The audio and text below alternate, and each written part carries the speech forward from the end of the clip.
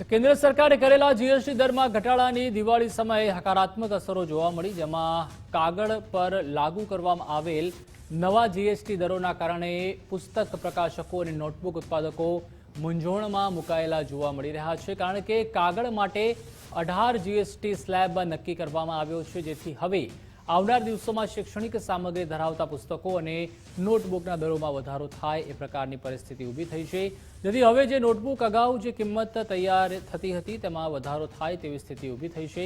અંતે ખરીદનાર પર તેની સીધી અસર જોવા મળી શકે છે અને તેના ભાવમાં 15% વધારો જોવા મળી શકે છે, કારણ કે જૂના સ્લેબ પ્રમાણે કાગળ પરનો જીએસટી સ્લેબ 12% હતો, જેમાં પણ ઉત્પાદકોને ઇનપુટ ક્રેડિટ મળવાપાત્ર હતી, પરંતુ હવે કેન્દ્ર સરકાર દ્વારા નોટબુક કે પુસ્તકો માટે ખરીદનાર વ્યક્તિ માટે જીએસટી દર નાબૂદ કરી દીધો છે।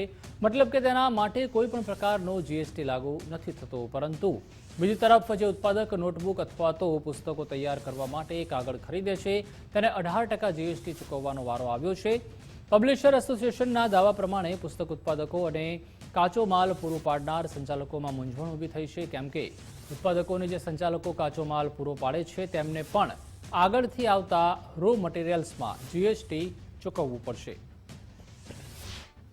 સરકારશ્રી દ્વારા જે જીએસટી 2.0 આવ્યો એ ખૂબ જ આવકારદાયક પગલું છે।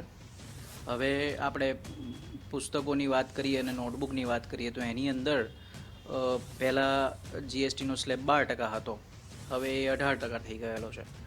એટલે અને પહેલાં એવું હતું કે અમને જીએસટી અમે આગળથી ઉઘરાવતા હતા, એટલે માટે અમને જે 12% જે છે એ અમને મજરે મળતા હતા।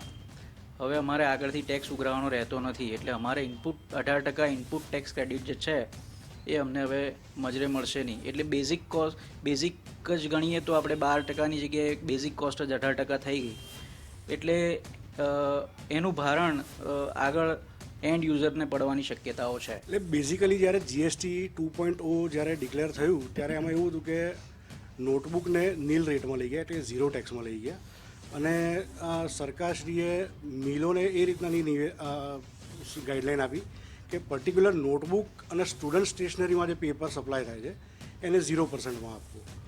પણ મિલ લેવલે પણ પ્રશ્ન એવો છે કે આજે જ્યારે એ અમને 0%માં આપે તો એમને જે ઇનપુટ ટેક્સ રેટ મળવાનો જે પ્રશ્ન છે એ કંઈક મિસઅન્ડરસ્ટેન્ડિંગ જેવું થાય છે। એટલે પર્ટિક્યુલરલી બુક એ તો પિક્ચર ક્લિયર નથી કે એક્ઝેક્ટ નોટબુક મેન્યુફેક્ચરર્સે શું કરવું અને મિલ કઈ રીતે 0%માં આપી શકે।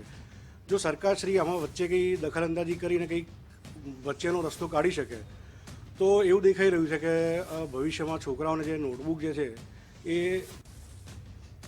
કદાચ જૂના ભાવે પણ આપી શકે।